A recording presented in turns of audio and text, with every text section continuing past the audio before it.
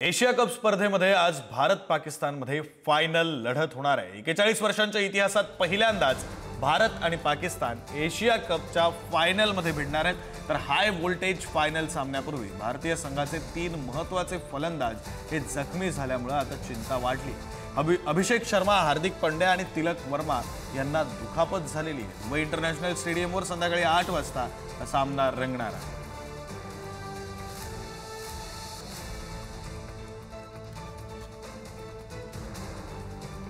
Asia cup मध्ये एकूण आतापर्यंत किती सामने झालेत तर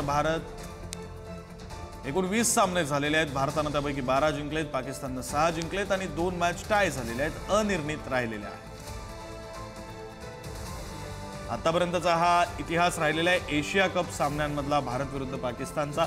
मात्र आज यंदाच्या एशिया कप मध्ये नेमकं काय झाले तर आतापर्यंत 2 वेळा भारत पाकिस्तान भिडले, दोन्ही वेळा भारताने पाकिस्तानला धूळ चारले आणि त्यामुळे पुन्हा एकदा पाकिस्तानला धूळ चारून भारत विजयाची हॅट्रिक करतं का पाहणं महत्त्वाचं आहे।